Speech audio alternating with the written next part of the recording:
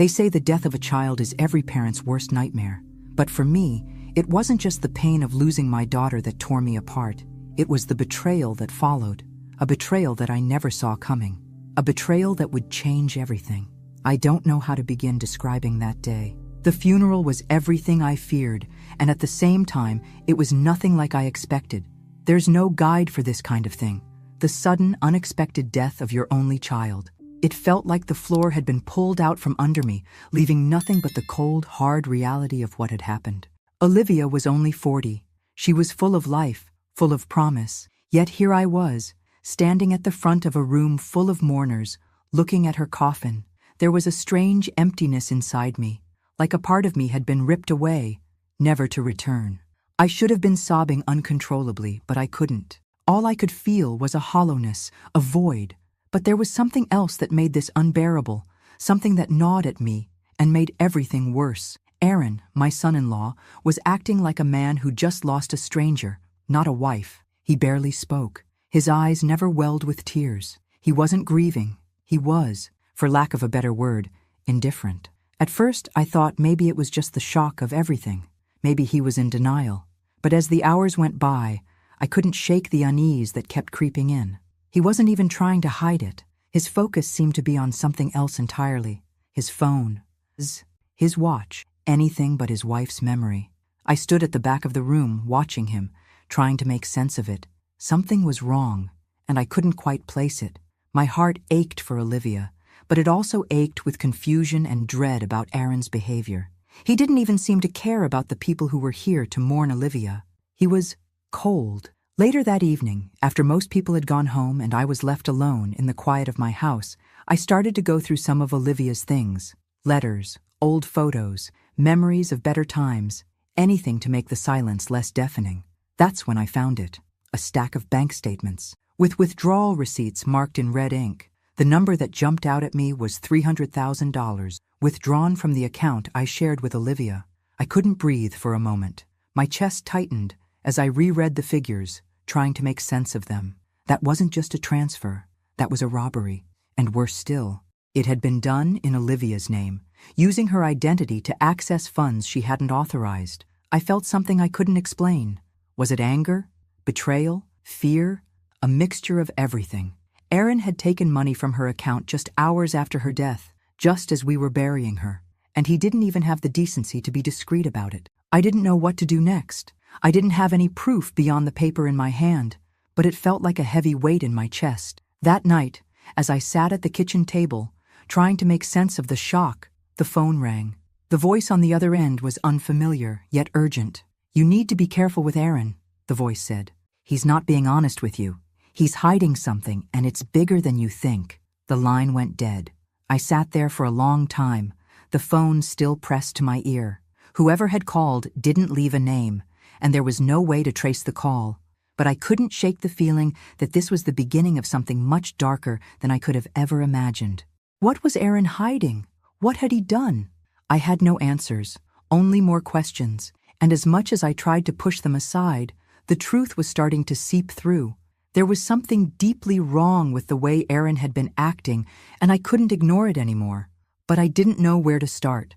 I had no idea how to begin unraveling this tangled web, especially not with the grief still heavy in my heart. But I knew one thing for sure. There was more to Olivia's death than just an accident, and if Aaron had anything to do with it, I would make sure he paid for what he'd done.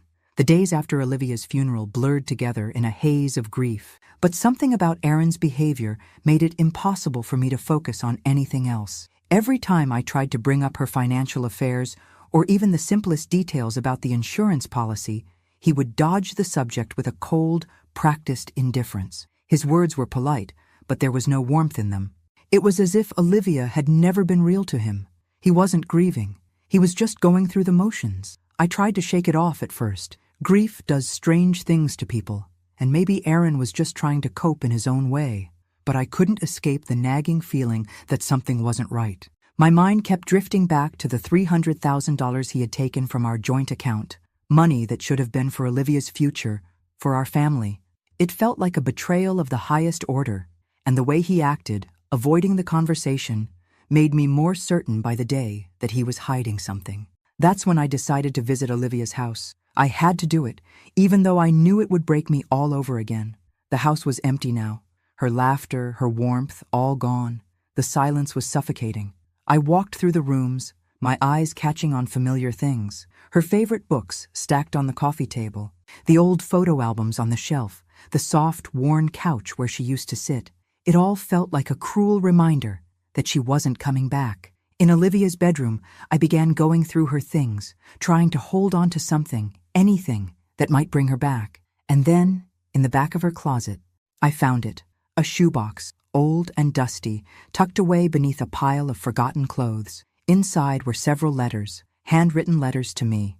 As I read through them, my heart sank. Olivia had written about the frustration she felt in her marriage, the ways Aaron had become controlling, distant, and cold over the years. She mentioned how he pressured her to sign documents she didn't fully understand, how he had isolated her from friends and family, convincing her that she couldn't live without him. These were things I had never known. I had always trusted Aaron, always thought of him as part of the family, but reading her words now made me question everything. In one letter, Olivia had written, "I feel trapped, like I'm losing myself. Aaron is changing. I'm not sure I can keep pretending everything is fine." The realization hit me like a physical blow. I had seen signs of their strain, Olivia's tired eyes, the way she avoided certain topics when she came to visit, but I had always brushed them aside. She seemed happy enough on the surface. How could I have missed the depth of her unhappiness? But now, looking at these letters, I began to understand. She had been suffering, and I had no idea how bad it had really gotten. The grief that had already felt unbearable grew even sharper, but alongside it, a new, gnawing feeling began to take root. Suspicion.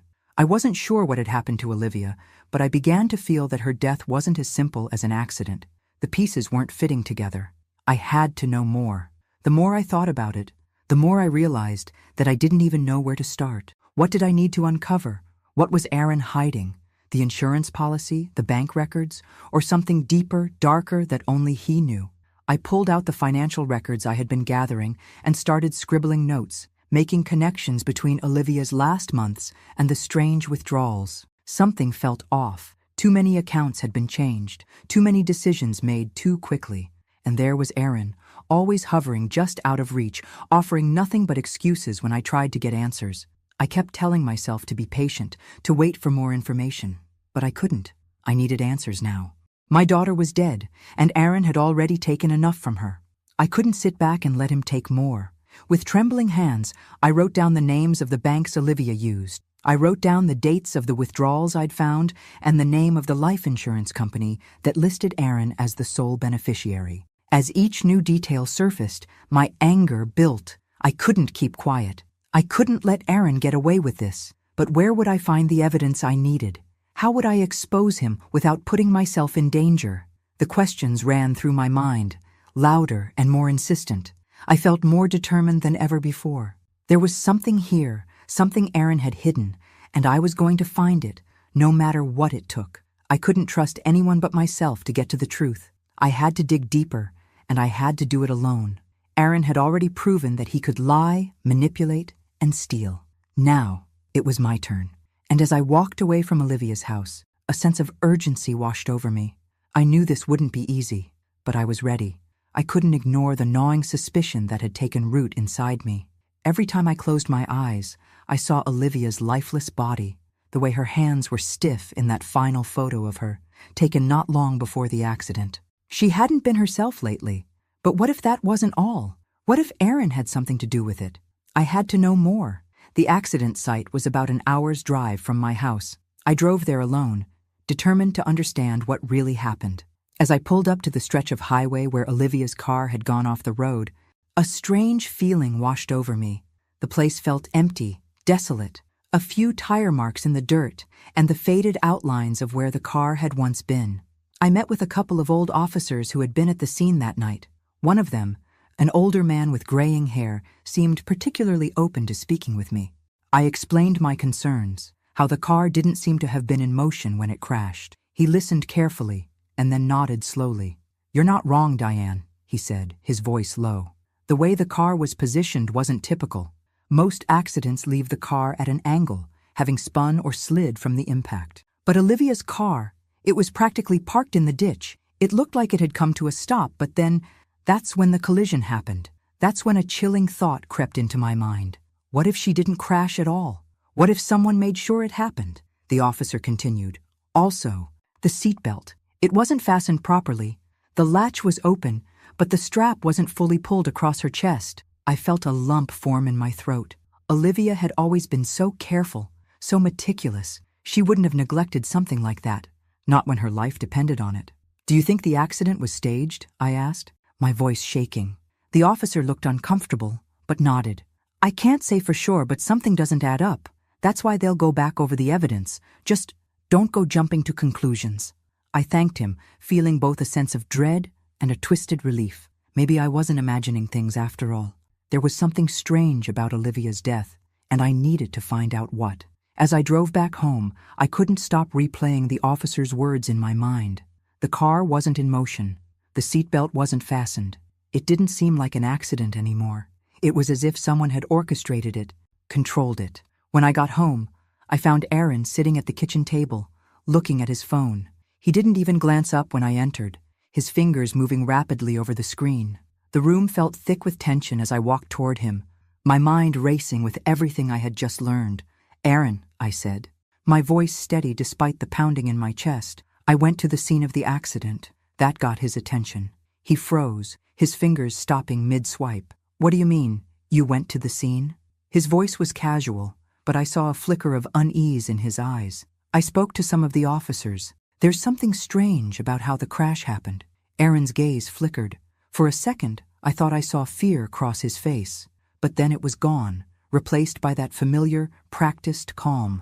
"Diane, you need to stop doing this to yourself. The accident happened. Olivia's gone. We need to move forward." He didn't answer my question. He was deflecting, avoiding. I could feel the tension tightening in my chest, the doubt growing inside me. His coldness was suffocating, and for the first time I began to wonder, was this all just a plan? "You're avoiding the truth, Aaron," I said, my voice harder than I intended. "You're not grieving. You're avoiding it, and now you're trying to make me forget about what happened to Olivia." Aaron's jaw clenched. He stood up, his body tense, but he didn't raise his voice. "I'm not trying to control anything. I'm just trying to get through this the best I can, and you should too." I stood my ground. "I'm going to find out what really happened, and when I do, I'll make sure you don't get away with this." His face hardened. For a long moment, he didn't say anything. Then he shook his head. "You're not thinking straight. Just drop it, Diane. You're only going to hurt yourself more." He left the room, his footsteps heavy. My heart pounded in my chest, but it was no longer fear I felt. It was fury. The more he tried to shut me down, the more I knew I was on the right path. That night, I began to dig deeper. I pulled out Olivia's bank records, looking for anything out of place. And there it was, transaction after transaction, ones that weren't made by her. There were large sums of money transferred to an account under Aaron's name, payments to a mysterious vendor I didn't recognize. And then there were the loans, the ones that Olivia had never mentioned to me. Every single thing pointed to one conclusion.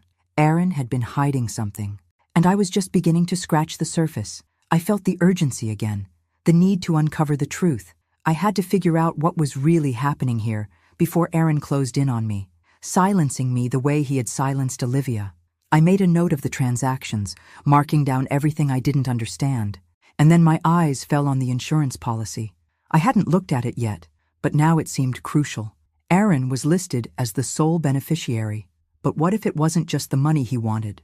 What if he'd wanted something more from Olivia? My suspicions were beginning to coalesce into something darker, but there was still so much I didn't know. I had to dig deeper. I had to find every piece of the puzzle. I just couldn't let Aaron get away with it. The weight of everything was starting to feel unbearable. The truth was out there. I could feel it, but it was slipping through my fingers with every passing day. I needed something concrete, something I could hold on to. I called a lawyer, someone who could help me navigate this mess. I needed guidance, someone who could put the pieces together for me. After reviewing the financial records and discussing everything I had uncovered, the lawyer's face turned serious. "Diane," he said, his voice low and measured, "I think you have a case. You're right to be suspicious of Aaron. But if you're going to confront him, we need to be prepared." He recommended we approach Aaron carefully, but it was clear from his expression that he thought Aaron's actions were no accident. That realization hit me hard. I wasn't just looking at a grieving widower who had lost his wife. I was looking at someone who had orchestrated something far worse. The plan was simple. I would sit down with Aaron, confront him about the missing $300,000, and see how he responded. With the lawyer's advice, I started gathering more documents, more proof, more everything. I had to be certain. I could feel my heart pounding in my chest as I walked into the living room where Aaron was sitting. He looked up at me, his eyes narrowing slightly. He hadn't said much to me in the last few days, but his presence in the house was like a shadow hanging over me. "Aaron," I began, trying to keep my voice steady, "I need to talk to you about the $300,000 that was withdrawn from our joint account." His reaction was instant. He tensed up, his jaw clenching as his eyes shot up to meet mine. "What the hell are you talking about, Diane? You're acting crazy. The money is mine now. Olivia's dead. It's over. We need to move on." I could feel the anger rise in me, but I forced myself to remain calm. "Aaron, you don't get to decide what's over, not when you've been hiding things from me. Not when you're trying to keep me in the dark about what really happened to Olivia." His face twisted, and his voice rose. "You're being irrational. Olivia's dead, Diane. We have to move on with our lives. You're just making this harder for everyone." I stepped closer, keeping my voice low but firm. "What I'm making harder is your lies, Aaron. You think I'm just going to forget that money, that $300,000 you took from our account? No, I'm not forgetting, and I'm not going to let you manipulate me." He stood up abruptly, backing away from me. "You have no idea what you're talking about. Olivia and I had a plan, and it's none of your business anymore." His words hit me like a slap to the face. "A plan? What plan? You've been lying to me. Aaron?" I said, my voice shaking but resolute. "You're hiding something, and I'm going to find out what it is." He laughed bitterly, shaking his head. "I don't need to explain myself to you. I don't owe you anything." His words were cutting, but they only strengthened my resolve. The lies, the coldness, it was all part of something far darker than I had imagined. Later that day, I did what I had to do. I dug deeper into Aaron's past. What I found made my stomach turn. There were multiple loans in his name, huge amounts of money, all unpaid. The stress of debt was written all over the records, but more troubling was the number of times Aaron had used falsified documents to cover up his failures. It wasn't just negligence, it was deliberate. He had lied and forged documents for years, getting himself deeper into debt with every passing month. I called the bank, I called the creditors, I pieced it all together. And the more I found, the more I understood just how deep his lies ran. Aaron wasn't just an opportunist. He was someone who had manipulated everyone around him, including Olivia. But it didn't stop there. I started speaking to some of Olivia's closest friends, people I had trusted for years, and that's when I learned the truth I had never expected. Olivia had been planning to leave Aaron. Weeks before the accident, Olivia had confided in her closest friends that she was finally making plans to leave him. She was going to take control of her life again. She was going to leave the man who had slowly suffocated her spirit, but she never got the chance. One friend in particular, someone who had been a part of their life for years, told me that Olivia had spoken about her fear of Aaron. She was afraid that he would never let her go. The friend even mentioned that Olivia had been looking at apartments, planning her exit strategy in secret. I was shocked, my heart breaking for the daughter I had known, my strong, determined girl who had been trapped in a marriage she didn't deserve. But it all made sense now. The signs I had missed, the behavior I had overlooked. Olivia hadn't just been a victim of circumstance. She had been a victim of Aaron. The more I dug into the past, the more I realized that the crash wasn't an accident. It had been planned, an elaborate way for Aaron to get what he wanted. Aaron had seen her as a way to escape his mounting debts, to start over with a clean slate. He had taken everything from her, including her life. I couldn't shake the image of her sitting in the car, trapped, unable to escape. I began to wonder, was the crash orchestrated to make it look like a mistake? Was that what Aaron wanted? To take Olivia's life, secure the money, and finally be free? But there was no way I could let him get away with it. I had the truth now, and I wasn't backing down. The pieces were falling into place, and I knew exactly what I had to do next. Aaron was going to pay for what he had done, and I was going to make sure of it. I had to know more. The more I uncovered, the more I realized how little I truly knew about Olivia's life in the months leading up to her death. There were so many things left unsaid, so many pieces of her story that didn't make sense, and I wasn't going to rest until I put everything together. The breakthrough came when I reached out to an old friend of Olivia's from childhood, Jenna. She had known Olivia longer than anyone else, and I knew she would have insight into what had really been going on in Olivia's life, especially with Aaron. When Jenna agreed to meet, I could tell right away that something in her demeanor had changed since Olivia's passing. She was nervous, fidgeting with the hem of her sweater as she sat across from me in the coffee shop. But I could see the pain in her eyes when she spoke about Olivia. "I didn't want to believe it, Diane," she began, her voice barely above a whisper. But Olivia was really struggling. Aaron had a way of controlling everything. She was too afraid to leave him, even though she knew it was what she needed. I don't know how it started, but over time, he got more and more possessive. My heart sank as I listened to her. Jenna told me about the changes in Olivia's behavior, how she had stopped going out with friends, stopped calling as much, and how she'd often cancel plans at the last minute. The controlling side of Aaron was something Jenna had seen firsthand. "Olivia tried to leave him once," Jenna said, her eyes tearing up. "She was planning to, but when she told him she wanted a break, Aaron lost it. He didn't just get angry, Diane. He scared her. She told me she felt trapped." I sat back, shocked and broken-hearted. How had Olivia felt so alone? How had I not seen it? The picture was becoming clearer, but the pain of knowing that Olivia had been trapped in a relationship she felt powerless to escape was unbearable. The worst part was hearing that Olivia had been so close to leaving, so close to freeing herself from the prison Aaron had built around her, only to be silenced forever. But there was more. As I gathered myself, I realized that I needed to find out more about Olivia's financial situation. I had already uncovered signs of Aaron's manipulation, but I hadn't yet explored all the details. I started to look into the bank accounts that Olivia had used. What I found made my blood run cold. Several of her accounts had been changed in the months before her death.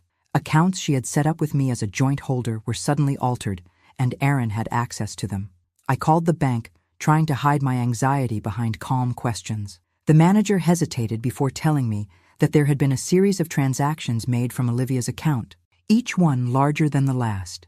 Some of them had been transferred to Aaron's name, and as I dug deeper, I discovered something worse. There were withdrawals made from the account that appeared to have been forged. I could hardly breathe as the truth began to take form. The man I had trusted, the man I had treated like family, had been taking Olivia's money without her consent.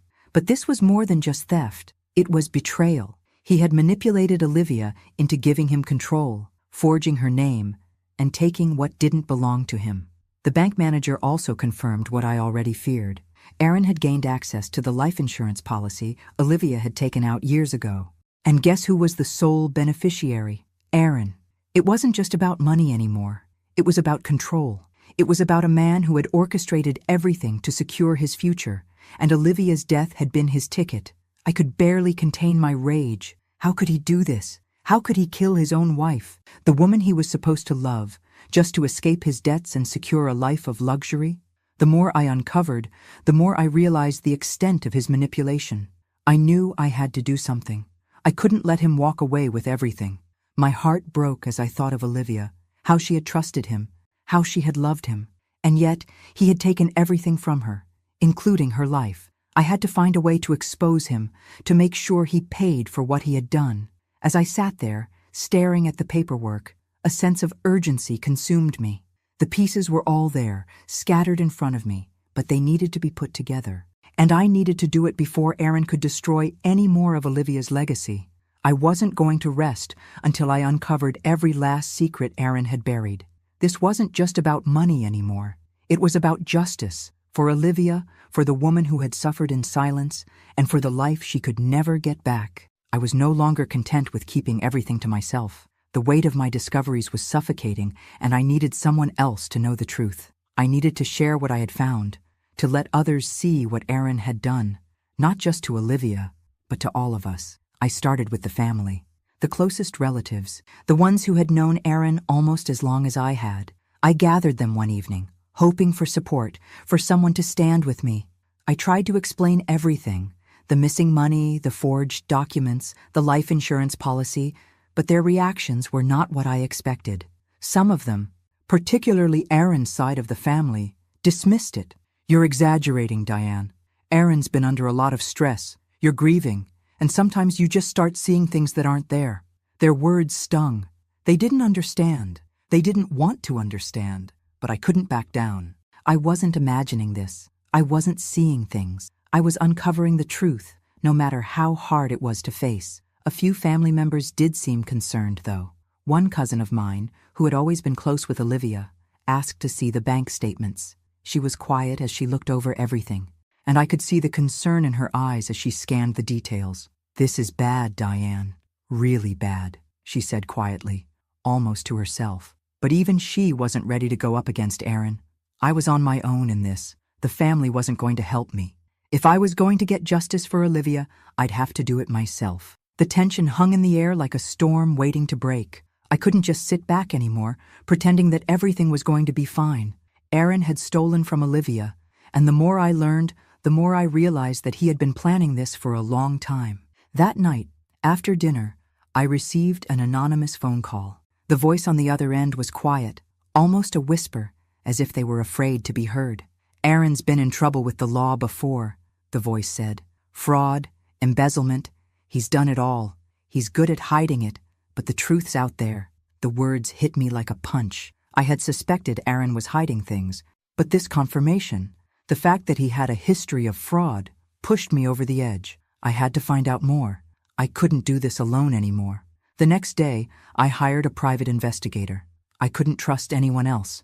I needed answers, and I needed them fast. The detective I hired was professional and no nonsense. He dug into Aaron's past, looking for any sign of financial misconduct, and what he found confirmed my worst fears. Aaron wasn't just a man who had stolen from his wife. He was a serial manipulator.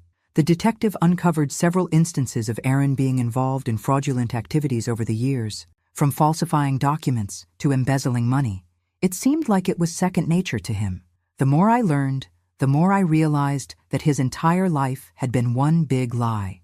But the most shocking discovery came next. Aaron had been trying to sell Olivia's house, the house she had poured so much love into, the house they had shared. He was preparing to sell it, which would have netted him a significant profit, far more than the $300,000 he had already stolen.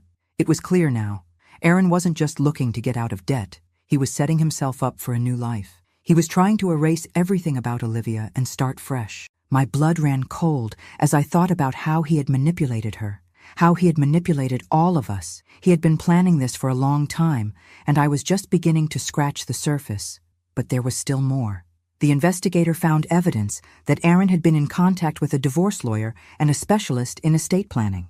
It was clear he had been preparing for Olivia's death long before the accident. He had been working on securing his financial future, as if he knew what was coming. Everything was starting to fall into place. Aaron had orchestrated everything, from the way Olivia's death had been handled to the way he had positioned himself as the sole beneficiary of her life insurance. He wasn't just a grieving widower. He was a man who had carefully calculated every move, every lie, every step. The more I uncovered, the more determined I became to confront him. But I couldn't do it yet. I needed more proof. I needed to make sure I had everything I needed before I went to the police or anyone else. I couldn't let Aaron get away with this. I had already seen too much, and the pain in my heart was now mixed with a fierce, burning rage. He had taken Olivia from me, from all of us, and I wasn't going to let him destroy her memory without paying for what he had done. I was close now, so close, but I had to be careful. I couldn't let Aaron know what I was up to. Not yet. I had to stay one step ahead. The investigation was no longer a passive search for answers. It had become a carefully orchestrated pursuit, a pursuit that I would see through to the end, no matter what it took. With the help of the private investigator, I had started piecing together Aaron's every move. His actions were starting to tell a much darker story, one that I couldn't ignore any longer. The most damning evidence came when the detective uncovered a critical detail. Aaron had been in contact with Olivia's life insurance company on the very same day of the accident. I felt a chill creep up my spine as the implications of that discovery hit me. How could he have known? Why would he be reaching out to the insurance company at that precise moment, if not for one reason, to make sure the policy payout was secured? Everything that had been swirling in my mind for days now had a horrifying clarity. Aaron had been planning this, perhaps even before the accident happened. He had been preparing for Olivia's death long before it became a reality. The timing was no coincidence. I had gathered the pieces, the phone records, the insurance papers, the bank statements, and I knew I was ready. I couldn't waste any more time. Aaron needed to know that I wasn't going to let him destroy Olivia's legacy without facing the consequences. I arranged a meeting with him, one that I had been planning for days. The tension in the air was thick the moment I stepped into the room. He was sitting at the kitchen table just as he always did, eyes glued to his phone, pretending to be unaware of what was coming. But I was no longer intimidated by him. I had seen the cracks in his facade, and now it was time to expose them. "Aaron," I began, my voice unwavering, "we need to talk about the insurance policy and the money you took from Olivia." His eyes flicked up, and I saw the immediate shift in his demeanor. The calm, collected Aaron that I had always known was starting to crack. "What are you talking about?" he replied, his voice tight. He was trying to act surprised, but I could see the tension in his jaw. He knew exactly what I was talking about. "I'm talking about the fact that you contacted the insurance company on the same day Olivia died. I'm talking about the $300,000 you withdrew from her account. And I'm talking about the years of lies you've been living." He leaned back in his chair, crossing his arms over his chest, trying to mask the growing panic behind a cold exterior. "Diane, you're overreacting. Olivia is gone, and this isn't helping anyone. We should be grieving, not dredging up all this nonsense." His calm voice, the way he tried to dismiss everything, only made me more certain of what I was dealing with. He thought he could control me, that I'd just back down. But he was wrong. "You don't get to tell me how to grieve, Aaron," I snapped, my frustration boiling over. "What I won't do is sit here and pretend that I don't know what's going on. You've been lying to me, lying to everyone. You're not some grieving husband.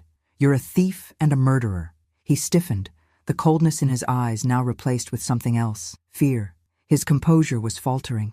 "Diane," he said, his voice growing more strained, "this isn't the way to handle this. You're making everything worse. You're tearing this family apart." But I wasn't buying it. Not anymore. I had the proof, the documents, everything I needed to tear apart his lies, and I wasn't going to let him manipulate me any longer. "You don't get to make me feel guilty, Aaron," I said, my voice steady despite the fury inside me. "You don't get to make me doubt what I know is true. I'm not the one who destroyed this family. You did, and I'm going to make sure you pay for it." For a moment, he said nothing. He just stared at me, his breathing shallow, the mask slipping. The man I had once trusted was gone, and in his place stood a man who was scared, desperate, and cornered. Finally, he stood up, his chair scraping loudly against the floor. "You're making a huge mistake. You don't know what you're doing, Diane." I stood my ground, not letting his words sway me. "You've already made enough mistakes, Aaron, and now it's time for you to pay for them." I could see the anger in his eyes, but he didn't argue further. He turned and walked out of the room, leaving me standing there, my heart pounding. I had confronted him, I had spoken the truth, and now I could feel the weight of what was to come. But just as I thought the meeting was over, I received a message on my phone. It was from Aaron. "You'll regret this, Diane. You have no idea what you're messing with. Stay out of it or you'll pay the price." The threat was clear, the meaning unmistakable. But instead of fear, a fire ignited in me. Aaron thought he could intimidate me into silence. But if anything, this message only fueled my determination. He wasn't just going to walk away from this. He wasn't going to make me cower in fear. I was going to make sure he paid for what he did. I had all the pieces of the puzzle. But there was one thing missing. One final, undeniable piece of evidence that would make it impossible for Aaron to deny his role in Olivia's death. I had been searching for it, waiting for it, and finally, it came to me. It arrived late one night, as I sat alone in the living room, going through the last of the documents I had gathered. The email notification pinged, pulling my attention away from the piles of paperwork. It was from the private investigator I had hired, and the subject line sent a chill down my spine. New evidence. I opened the email, my heart racing, and there it was, a file attached with a recording. The moment I clicked play, I knew I had what I needed. It was a conversation between Aaron and someone I didn't recognize. The tone in Aaron's voice made my stomach churn. "You don't get it," Aaron said, his voice dripping with arrogance. "She was in my way. always had been. The money, the life insurance, it was all there. I just had to push her to the edge. She was weak, always trying to hold everything together, but she didn't realize I was the one holding the strings the whole time. I could barely breathe as I listened to the rest of the conversation.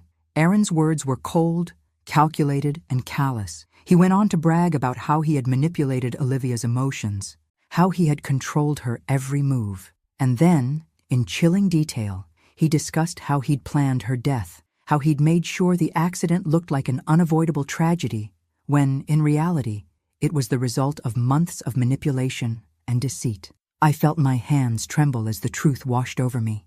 This was it. This was the moment I had been waiting for.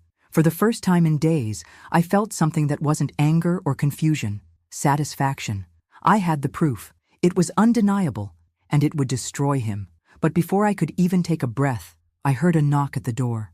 I opened it to find Aaron standing there, looking as calm and collected as ever. His eyes darkened when he saw the look on my face. "I think we need to talk, Diane," he said, his voice smooth, but the tension in his body was unmistakable. "What do you want, Aaron?" I asked, keeping my voice steady despite the whirlwind of emotions inside me. He stepped into the room without waiting for an invitation, his eyes scanning the space as if he were deciding how to approach this confrontation. "I think we can come to an agreement. You've uncovered a lot of things, Diane. Things that, if exposed, could hurt both of us." I could feel the weight of his words, but I stood firm. "You can't manipulate me anymore." He gave a small, condescending smile. "I'm not trying to manipulate you, Diane. I'm offering you something." He reached into his pocket and pulled out a checkbook. "I'll make it worth your while. Enough money to forget all of this. Enough money to never have to deal with any of this again. Just think about it, Diane. It's a lot of money, and it can be yours." I stared at him, the disgust rising in my chest. He was offering me money. Money he had taken from Olivia's life. Money that was never his to begin with, just to silence me. "You think money can buy me, Aaron?" I asked, my voice low and dangerous. "You think I'd just let you pay me off? You think you can make me forget what you've done to Olivia? You're wrong." His expression faltered for a moment, and the veneer of calmness cracked. "You don't understand, Diane. This will ruin us both. You're making a mistake." I could feel the rage inside me building. "No, Aaron. You made the mistake when you thought you could get away with this. You've already ruined yourself." I didn't need to hear any more. I already knew everything I needed to know. He was trying to buy me off, but I wasn't going to let him manipulate me any longer. This wasn't about money anymore. This was about justice for Olivia. I turned away from him, my mind racing. It was time to take the next step. It was time to bring this to the people who needed to know. I couldn't do this alone anymore. The next morning, I gathered the family again, determined to show them the truth. I started with the most trusted members, the ones who had started to listen when I first began to question Aaron. But when I played the recording for them, things didn't go as I had hoped. Some of them were in shock, others in disbelief. But the most shocking reaction came from Aaron's family. They didn't want to believe it. Some of them defended him, suggesting that maybe it was taken out of context, that maybe there was an explanation. "You're just angry and grieving, Diane," one of them said, shaking his head. "You're seeing things that aren't there. You need to calm down." I could feel the sting of their disbelief. The betrayal of their loyalty to him was almost as painful as the betrayal of his actions. But I couldn't let them stop me now. I stood my ground. "This is the truth. This is what he's done, and you need to face it. Aaron killed Olivia, and I won't let him get away with it. Not now, not ever." The room fell silent, and I could see the cracks starting to form in their loyalty to Aaron. Some of them were starting to doubt him. But there was still more work to be done. I couldn't let Aaron get comfortable. He thought he could manipulate me into silence with money and lies, but he had no idea who he was really dealing with. I had the proof. I had the family's attention. And now, it was time to finish this once and for all. I could feel the shift in the air the moment Aaron realized he was losing control. He had always been the one pulling the strings, manipulating everyone around him. But now, with the evidence out in the open and the walls closing in, he was desperate. Desperate in a way I hadn't seen before. The first sign came when he showed up at my door one evening, his face twisted in anger. The calm, collected Aaron I had known was gone, replaced by someone frantic, someone who knew he had been cornered. "You have no idea what you're doing, Diane," he yelled, his voice trembling with fury. "You think you're some sort of hero? You're nothing. You're just a grieving mother who's too blinded by anger to see what's really going on. You're going to regret this." His words stung, but they didn't have the power to intimidate me anymore. He was losing his grip, and I was starting to enjoy watching it happen. "I don't care what you think, Aaron. This ends now," I said, my voice steady. His eyes narrowed as he took a step closer, his breath hot on my face. "You think you've won? You haven't even begun to understand the mess you're in. You'll regret turning your back on me. You'll regret everything." I stood tall, refusing to back down. "It's too late for threats, Aaron. Your lies are exposed. It's over." I could see him falter for a split second, his fear slipping through the cracks of his arrogance, but he quickly masked it with anger again, his eyes wild. "You think the family will stand by you? You think anyone's going to believe you over me? You're just one woman against all of them." His words were meant to weaken me, but they only made me stronger. I had already seen through his manipulations. I had already witnessed the cracks in the facade. Aaron's power over everyone had always been rooted in fear, and now that fear was gone. I didn't flinch. "I don't care what your family thinks, Aaron. I'm not backing down. You can't control me anymore." With that, he stormed off, slamming the door behind him. But even as he left, I knew I had won this round. The strength of my resolve was growing, and with every word he spoke, I felt the power shift into my hands. In the following days, Aaron's behavior became more erratic. He started avoiding people, withdrawing into himself. He was no longer the confident man who had once manipulated his way through life. Now he was desperate, trying to find a way out, but there was no escape. The web he had so carefully woven was starting to unravel, and no amount of manipulation would save him now.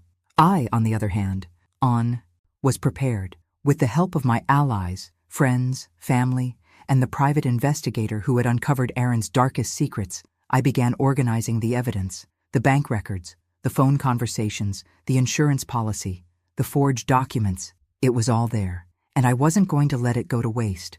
Every day, I felt more empowered. Aaron had thought he could destroy Olivia's life and steal from her, but he had underestimated me. I wasn't just a mother seeking justice. I was a force that couldn't be silenced, no matter how much he tried to intimidate me. I had my own plans now, and they didn't involve fear. They involved action. I spent days preparing the documents necessary for the trial, making sure everything was in order. The pieces were in place, and all I needed to do was take the next step, bring him to justice. Aaron, meanwhile, was growing more frantic. I could see the cracks in his composure when we crossed paths. He was trying to maintain the illusion that he was still in control, but his confidence was gone. It was clear that he was scrambling, trying to think of a way out, but he knew as well as I did that there was no way out of this. His isolation grew. The more desperate he became, the more people distanced themselves from him. The family that had once rallied behind him began to question his actions. Even those who had been closest to him started pulling away, realizing they couldn't defend the indefensible. It was in those moments of growing isolation that I realized something. Aaron was finished. He had no one left to rely on but himself, and even that was slipping away. The control he had once held over everyone was now gone, and I felt a deep, satisfying sense of justice wash over me. The closer I got to the trial, the stronger I felt. Every time I looked at the evidence, every time I reviewed the lies he had told, I felt more powerful. I had spent too long being manipulated by him, but not anymore. Now it was his turn to face the consequences. I was ready for the final confrontation. I had the truth on my side, and I was going to make sure it came to light, no matter how hard Aaron fought against it. The end was near, and I would not let him escape. The moment had arrived. My heart pounded as I stepped into the conference room, flanked by my allies, friends, legal counsel, and even a few family members who had finally come around to seeing Aaron for who he really was. The room was silent, tense with anticipation. It was a pivotal moment. Everything I had uncovered, everything I had fought for, was about to come into the light. Aaron was already there, sitting at the table, trying to appear calm, but I could see the tightness in his shoulders, the nervousness in his eyes. For once, he was not in control. He knew it, I knew it, and the time for games was over. The attorney representing me spoke first, setting the tone. "Mr. Aaron Jacobs, We are here today to present the irrefutable evidence that shows your role in the death of Olivia Jacobs, as well as your financial manipulation and fraud. You are not the victim here. You are the perpetrator. Aaron shifted uncomfortably in his chair, but he remained silent, his fingers twitching at the edges of the table. He was trying to gather himself, to maintain his facade of innocence. But I knew it was only a matter of time before the truth broke him. The lawyer continued, and with a steady hand, I placed the evidence in front of Aaron. Bank statements, insurance policies, phone records, and the most damning piece of all, the recording of his conversation about how he had orchestrated Olivia's death for financial gain. Aaron glanced at the papers, but when his eyes fell on the recording transcript, he went pale. "What is this? You can't possibly think this is real," he sneered, his voice low but tinged with panic. I met his gaze, refusing to look away. "It's all real, Aaron. Every word, every lie you've told, it's right there. You've been lying to everyone, including me. But you can't lie your way out of this anymore." He opened his mouth to protest, but his lawyer quickly silenced him, realizing that the evidence was stacked against them. But Aaron wasn't done. He still tried to cling to the illusion of control. "This is all just some sick plot." "Diane," he said, his voice cracking, "you've gone too far. These recordings, these papers, this is all lies. You've made it all up to destroy me. You're just angry because I'm moving on. Olivia is gone, and now you want to tear down everything I've built." His words were desperate, but I could see the cracks beginning to form. The anger that had been simmering inside me for so long was boiling over. I stood up, trembling, but determined. "You didn't move on, Aaron," I said, my voice rising. "You killed her. You destroyed her, just like you destroyed everyone else around you. Olivia was your victim. She was my daughter. She trusted you. You controlled her life. You manipulated her into believing that she had no one, that she couldn't survive without you. And in the end, you took her life because she dared to break free. That's not moving on. That's murder." The room fell silent. I could hear the collective intake of breath from the others present. But I didn't care. I had held this inside me for so long, and now, finally, I was letting it all out. The anger, the betrayal, the heartbreak. "You think you've won, Aaron?" I continued, my voice shaking with rage. "You think you've gotten away with it? You took everything from Olivia. Her life, her love, her future. And for what? For money? For power? You'll never get away with it. Not now, not ever." Aaron was shaking now, his mask of confidence completely gone. He stood up, his face twisted in fury, but I could see the panic in his eyes. He was losing. He had lost. "I didn't do it. You can't prove anything," he shouted, his voice echoing through the room. His hands trembled as he pointed at the documents. "These aren't real. This is all some conspiracy to take everything from me. You'll regret this, Diane." His words were empty, hollow threats. The evidence was undeniable. And as the reality of the situation hit him, he sank back into his chair, his hands pressed to his face in defeat. The tension in the room was suffocating. Aaron had no more lies left to tell. The shock on his face was evident as he realized that he had lost control, that he was no longer the one holding the power. I stood there, breathing heavily, as my lawyer addressed the room. "The evidence against Mr. Jacobs is irrefutable. We will proceed with charges for the murder of Olivia Jacobs, as well as for his numerous acts of financial fraud." I felt a weight lift off my chest. The justice I had fought so hard for was finally within reach. Aaron's lawyer attempted a final defense, but it was too late. The room knew the truth, and there was no denying it. As I looked at Aaron, sitting there defeated, I felt no satisfaction. I felt only a hollow sense of relief. Justice was finally being served, but it didn't bring Olivia back. Nothing could. But I had kept my promise. I had exposed him. I had made him pay for what he had done. And as I left the room, walking away from the wreckage of his life, I knew I had done everything I could to honor Olivia's memory. The courtroom was cold, sterile, like a place where hope went to die. Every detail in the room felt like it was closing in on me. The rows of chairs, the harsh fluorescent lights, the sound of the gavel echoing in my ears. Aaron was sitting across from me, still pretending to be the man who had everything under control. But I could see it, the cracks, the desperation. He was no longer the confident man who had once manipulated every person around him. Now, he was a man on the edge, trying to keep up the facade for as long as he could. The trial had dragged on for what felt like an eternity. The evidence had been laid out. Every fraudulent transaction, every forged signature, the recording of his confession. And it was clear that Aaron had no way of getting out of this. But even knowing that the truth was on my side, I couldn't shake the fear of standing up there, of facing him directly. The man who had killed my daughter, who had stolen her life and everything she had worked for. When it was finally time for me to take the stand, I felt my legs tremble. I had practiced what I would say, rehearsed it 100 times, but the reality of it all hit me like a wave. I took my seat, my hands shaking slightly as I held the documents in my lap and looked across the room at Aaron. His eyes locked with mine, and for a split second, I saw a flicker of something, maybe regret, maybe fear, but it was gone as quickly as it came.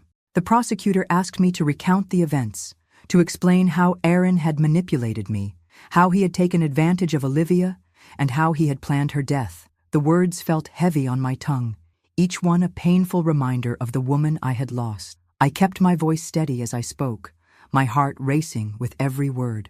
I trusted him, I said, my voice breaking. He was my son-in-law, and I loved him like a son. But what he did to Olivia, it's beyond anything I could have ever imagined. He didn't just take money from her. He took her life. He took everything. Aaron's defense attorney tried to discredit me, to paint me as an angry, grieving mother who was seeking vengeance. He accused me of fabricating everything, of twisting the truth to punish a man who had already suffered enough. He's not guilty of murder, the defense argued. This is just a case of a family tragedy, and Diane is blinded by grief. She doesn't see the full picture. She's looking for someone to blame. But it didn't matter. The evidence was too strong. The truth was too clear. The jury wasn't swayed by his words, and neither was I. Finally, the judge called for a verdict. As he read the charges aloud, fraud, embezzlement, and, most devastatingly, the murder of Olivia Jacobs, the weight of it all settled over me. I felt numb, detached from everything around me. I had never wanted to be in this position, to have to testify against someone I once considered family. But here I was. The judge's voice was steady as he pronounced the sentence. Aaron Jacobs, you have been found guilty of all charges. You will serve a prison sentence of 25 years to life for the murder of Olivia Jacobs, as well as additional time for your financial crimes. The room fell into stunned silence. I could barely breathe as I processed what had just been said. Aaron was going to pay for what he had done. The justice I had fought so hard for was finally here. But when I looked at Aaron, sitting there, his face pale and stricken with disbelief, I didn't feel satisfaction. I didn't feel triumph. What I felt was something I wasn't prepared for, a bittersweet sense of relief, mixed with the unshakable ache of loss. Aaron had taken Olivia from me, and nothing could change that. No amount of justice, no sentence, no prison term would ever bring her back. It wasn't enough. Nothing would ever be enough. As I left the courtroom, surrounded by friends and family who had stood by me, I realized something I had been avoiding all along. Justice couldn't heal the wound in my heart. It couldn't undo the damage Aaron had caused. Olivia was gone, and no punishment could ever change that. But it had to be enough. The world would now know what Aaron had done. The truth would be out. Olivia had been taken from me, but she wouldn't be forgotten. Her death wouldn't be in vain. And as the door to the courtroom closed behind me, I finally allowed myself to feel the weight of everything. The relief, the sadness, the grief. I had won, but the victory felt hollow. I had done what I could. Now, it was time to begin the long road of healing. The months after the trial passed in a blur, and with each day, the heaviness in my chest lessened. I had fought for justice, and now I could finally breathe. The rage, the grief, the endless questions, they no longer had a hold on me. But the truth was, no amount of justice would bring Olivia back. The hole in my heart remained, and the pain of losing her never truly faded. Still, I had done everything I could for her. I visited her grave, the place where I had left so many pieces of myself. Standing there, I said my final goodbye, not in anger, not in regret, but in acceptance. I let go of the bitterness and the guilt that had consumed me for so long. For the first time in a long while, I felt at peace. I had found closure. It wasn't the end of the journey. It was a new beginning. I was stronger now, wiser, and more determined to live the life Olivia would have wanted for me. Justice had been served, and the truth had been revealed. That was enough, and with that, I walked away from the past, finally free to move forward. Thanks for listening. Don't forget to subscribe and feel free to share your story in the comments. Your voice matters.